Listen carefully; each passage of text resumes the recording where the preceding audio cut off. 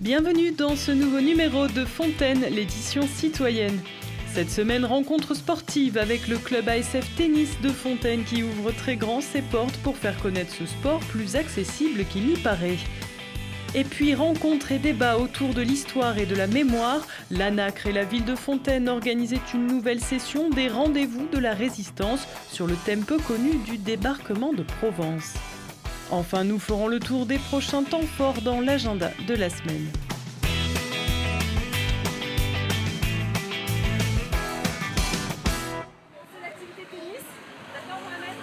Le tennis est-il un sport élitiste ?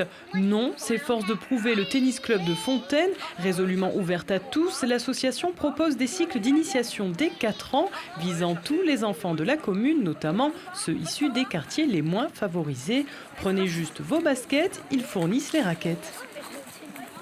Le projet qui se déroule aujourd'hui, c'est la suite d'un projet que nous avions porté l'année dernière, qui s'adressait aux petites filles de 6 à 12 ans. Le projet consistait à leur faire découvrir le tennis.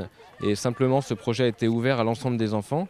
Et on a souhaité aussi leur faire découvrir le tennis pratiqué par des professionnels, par des stars du tennis, en les emmenant à l'Open Park de Lyon, qui puissent s'émerveiller devant cette pratique du tennis qui paraît simple, qui donne vraiment envie de jouer. Et là, par exemple, aujourd'hui, les enfants sont en train de faire un challenge parce qu'on a souhaité aussi les mettre en situation de compétition, de pratiquer ce qu'ils ont vu la semaine dernière à l'Open de Lyon. L'objectif du projet, c'était vraiment qu'il y ait un mélange des enfants, entre ceux qui pratiquent déjà, ceux qui viennent à la pratique, qui découvrent simplement à jouer au tennis l'un avec l'autre. J'adore tirer des balles et les rattraper. Je joue contre Alban. Il y a 6, 4. On commence le tennis à l'âge de 4 ans avec du matériel évolutif, ce qui permet à tous les enfants de pratiquer le tennis, ce qui est une chance pour les petits, avec une pratique de découverte, d'initiation, facile d'accès. On prête le matériel, on prête les raquettes, les balles, tout le matériel et juste avoir des chaussures de tennis. Voilà, donc la pratique elle est facile, on peut découvrir et jouer tout de suite au tennis. C'est vraiment une pratique adaptée maintenant pour les jeunes enfants. Et ce qui concerne les adultes, on fait tout ce qui est compétition, loisirs, adultes. C'est un club qui a beaucoup performé depuis 2010. Les 3 premières années de ma présidence, nous avons pu augmenter le nombre d'adhérents de 50%. Donc on était passé de 170 à 230, 240 adhérents à peu près en 3-4 ans. C'est le fruit d'un très gros travail fait en binôme avec la direction sportive et puis le bureau. Nous avons une très bonne relation avec toute l'équipe municipale, également l'office du mouvement sportif fontainois. Et nous envisageons vraiment les relations de notre association avec la municipalité comme des relations partenariales et d'échange et pas seulement je prends une subvention et je m'arrête là. Donc en fait le club s'inscrit vraiment dans une dynamique sur la commune avec des animations. Nous sommes également partenaires du périscolaire et nous proposons au périscolaire non seulement des animations tennistiques mais également des animations cirque. La philosophie du club, elle est portée sur la convivialité. C'est plutôt le club relax, où il fait bon vivre, où on a envie de se détendre après une partie de tennis, sans oublier bien entendu la compétition. Mais c'est vraiment un club où on est détendu et on attend que d'autres personnes puissent nous rejoindre pour profiter de cette bonne ambiance. Tout au long de l'année, les cours enfants et adultes se déroulent au parc Karl Marx les mercredis et samedis. N'hésitez pas à contacter le club pour connaître ses prochains temps forts.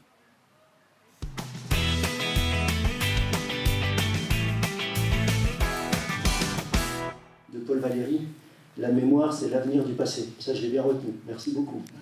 Merci aussi à l'ONAC évidemment, pour cette très belle exposition. Ce soir, dans le cadre des rendez-vous de la résistance qui ont lieu chaque année en Isère, nous avons une soirée qui se tient donc à la salle Edmond Vigne à Fontaine avec la diffusion du film Provence 15 août 1944, l'autre débarquement. Avec le vernissage d'une exposition, Les forces de la liberté, qui porte sur le débarquement de Provence et qui est une exposition de l'ONAC, l'Office national des anciens combattants et victimes de guerre. Avec 80% de pieds noirs. on n'en parle jamais non plus. De la même façon que l'on marginalise complètement la résistance qui a tenu une place. On aime sa patrie, toujours. L'invité du jour, c'est Jean-Marie Guillon, qui est docteur en histoire, professeur à l'université d'Aix-en-Provence, spécialisé dans l'histoire de la Seconde Guerre mondiale et qui a travaillé beaucoup sur le débarquement en Provence. Et après la diffusion du film, il interviendra pour préciser un certain nombre de choses avant le débat. Alors le thème, c'est donc ce débarquement en Méditerranée, dont le réalisateur du film que nous allons voir, Christian Philibert, estimait non sans raison qu'il avait été oublié par rapport au débarquement de Normandie dont on parle toujours. Ça se veut une réhabilitation, faire découvrir à ceux qui ne le savent pas et réhabiliter ce débarquement qui certes est deuxième par rapport à la Normandie, mais qui n'est pas un débarquement secondaire. Pas secondaire sur plusieurs points. D'abord, il accélère formidablement la libération de la France, puisque Hitler est obligé de donner ordre, le débarquement est le 15 août, dès le 16-17 août, Hitler donne l'ordre aux troupes qui occupent la France méridionale de se replier vers la Bourgogne. Donc une accélération de la libération absolument considérable. Ensuite, ce débarquement en Méditerranée, il est caractérisé à la fois par l'action des Américains qui véritablement débarquent le 15 août, mais ils sont suivis par l'armée française de Tassigny, et c'est cette armée française qui va assurer les deux grandes batailles, principales batailles très coûteuses en hommes de Toulon et de Marseille. Ce sont les Français qui participent à leur propre libération. Ce n'est pas rien. Et le troisième élément qui rend ce débarquement tout à fait important, c'est qu'il permet de contrôler les ports en eau profonde de Marseille et de Port-de-Bouc également, indispensable pour approvisionner l'armée des Alliés, l'armée libératrice, en hommes et en matériel. Donc on voit que c'est trois raisons qui expliquent pourquoi ce débarquement ne doit pas être oublié. Fontaine se devait de participer au rendez-vous de la résistance, qui ce soir évoque le rôle des combattants de la liberté, venus souvent d'ailleurs d'Afrique du Nord et d'Afrique noire, et rappeler, réhabiliter ces combattants de la liberté venant d'Afrique du Nord et qui ont débarqué pour libérer la France. Je pensais que c'était important, nous pensons que c'est important. Vous savez, le patriotisme, c'est l'amour des siens, le nationalisme, c'est la haine des autres, pour reprendre Romain Gary. Et je crois que là-dessus, Fontaine est heureuse d'accueillir cette magnifique exposition et tous ces débats ce soir pour remplir son devoir de réparation. Voilà, c'est une belle image de ce que l'humanité peut faire.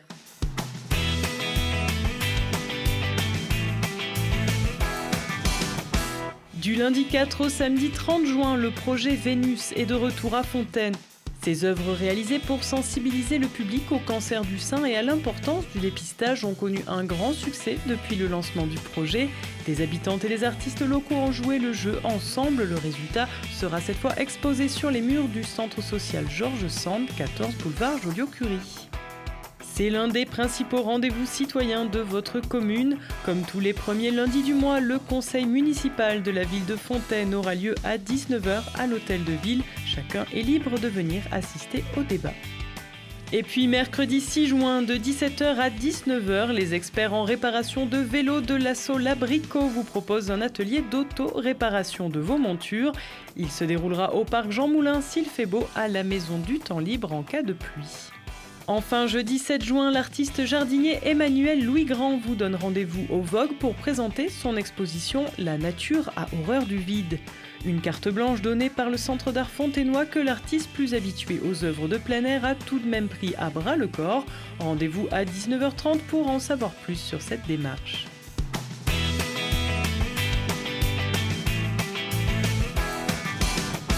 Et on se quitte avec la photo de la semaine. Les élèves du collège Gérard Philippe s'exposent au travers d'un projet d'art participatif international initié par l'artiste photographe JR. Inside Out propose 123 portraits géants sur le thème « Les élèves en difficulté, des élèves comme les autres ». À la semaine prochaine.